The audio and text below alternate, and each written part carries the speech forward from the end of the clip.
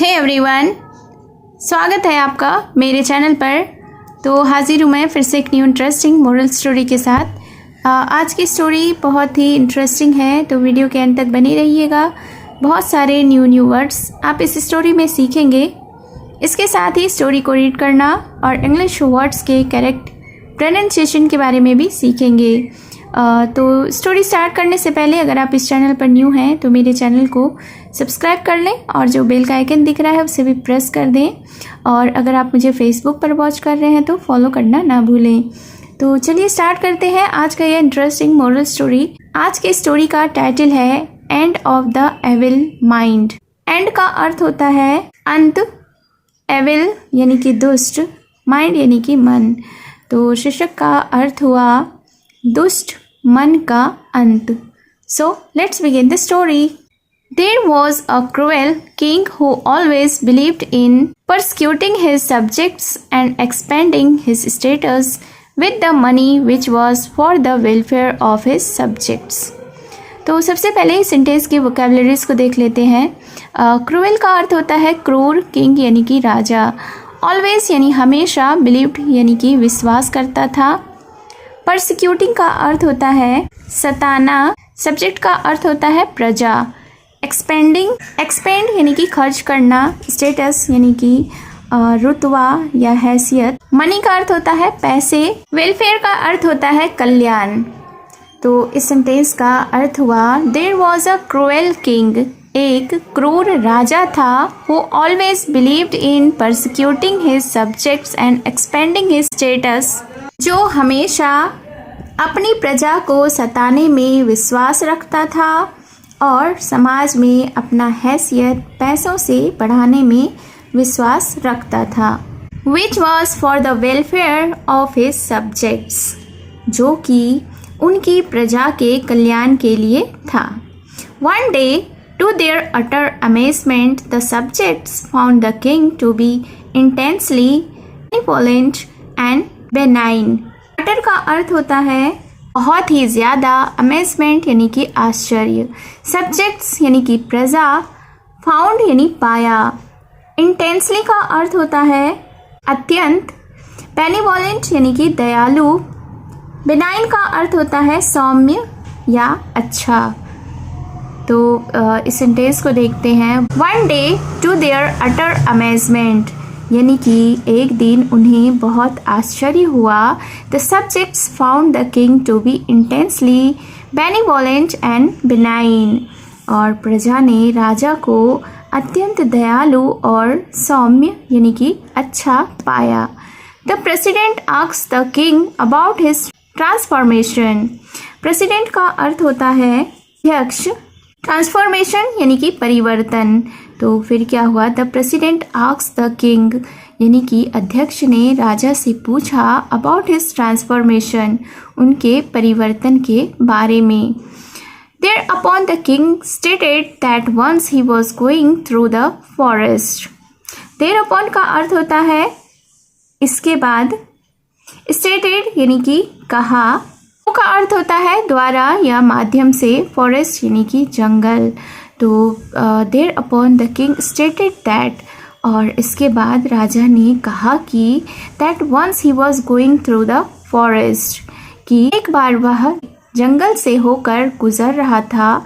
He noticed a fox was being chased by a hound. Noticed यानी कि ध्यान दिया या देखा। फॉक्स का अर्थ होता है लोमड़ी। चेस्ट, चेस का अर्थ होता है पीछा करना, बीइंग चेस्ड यानी पीछा किया जा रहा था। हाउंड का अर्थ होता है शिकारी, कुत्ता। तो राजा ने अध्यक्ष को बताया कि ही नोटिस्ड अ फॉक्स, उसने देखा कि एक लोमड़ी was being chased by a hound, एक लोमड़ी एक शिकारी कुत्ते के द्वारा पीछा की जा रही थी।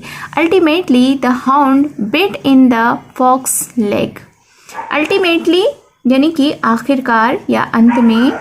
बिट का अर्थ होता है काटना यानी दांत से काटना, लेग यानी कि पैर। तो आखिरकार, अल्टीमेटली यानी कि आखिरकार, the hound bit in the fox leg, शिकारी कुत्ते ने लोमड़ी के पैर में दांत से काट लिया। Meanwhile a passerby throw a heavy stone at the hound. Meanwhile यानी इसी दौरान, पासरबाई का अर्थ होता है राहगीर यानी राह से गुजरने वाले, थ्रू यानी कि फेंका, हैवी का अर्थ होता है भारी, स्टोन यानी कि पत्थर। तो फिर क्या हुआ कि मीनवाइल यानी इसी दौरान a passerby threw a heavy stone at the hound, एक राहगीर ने एक भारी पत्थर को शिकारी कुत्ते के ऊपर फेंका। इट ब्रोक द हॉर्न्स लेग, जिससे कि शिकारी कुत्ते के पैर टूट गए। Now it was the turn of the passerby who was kicked by a horse when he was returning to his house.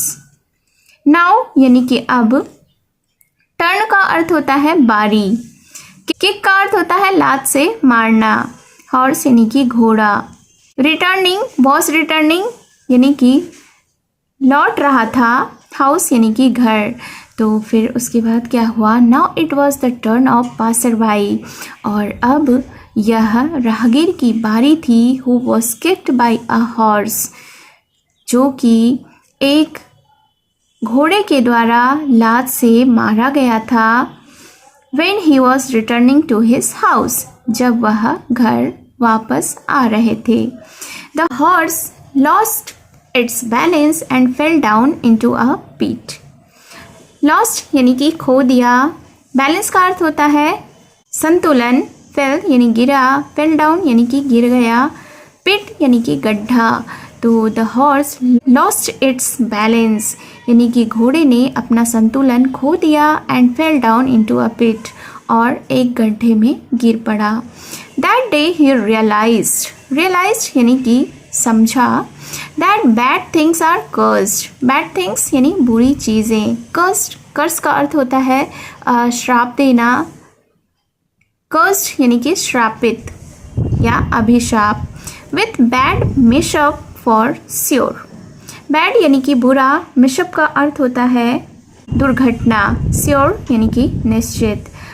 तो इस सेंटेंस को देखते हैं, दैट डे यानी उस दिन, ही रियलाइज्ड उसे समझ आया, दैट कि bad things are cursed with bad mishap for sure, यानी कि उस दिन राजा को समझ आया कि बुरी चीज़ें निश्चित रूप से बुरी दुर्घटना से अभिशप्त होती हैं। Immersed in deep thought, immersed यानी कि डूबा हुआ, डीप यानी कि गहरा, थाउट यानी कि विचार। इमर्स्ड इन डीप थाउट यानी कि गहन विचारों में डूबा हुआ या गंभीर विचारों में डूबा हुआ, खोया हुआ। The king did not see the steps in front of him and fell down breaking his neck. The king did not see यानी कि देखा, तो राजा ने यह नहीं देखा, the steps in front of him, जो कि उसके सामने का कदम था, यानी कि राजा गहरे विचारों में खोया हुआ था और अपने कदम को वह देख नहीं सका, एंड फेल डाउन और वह गिर पड़ा, ब्रेकिंग हिज नेक जिससे कि उनकी गर्दन टूट गई। Moral of the story is bad things have a bad effect. Bad things यानी कि बुरी चीज़ें, बैड इफ़ेक्ट यानी बुरा असर। तो इस स्टोरी से यह मॉरल मिलती है, यह सीख मिलती है कि bad things have a bad effect, यानी कि बुरी चीज़ों का बुरा असर ही होता है। तो कमेंट बॉक्स में ज़रूर बताएं कि आपको यह स्टोरी कैसी लगी, और जल्दी से comment, share, subscribe and follow कर लें और ऐसे ही इंटरेस्टिंग मोरल स्टोरीज़ के लिए। तो मिलती हूँ मैं फिर से एक न्यू इंटरेस्टिंग मोरल स्टोरी के साथ। Thank you for watching.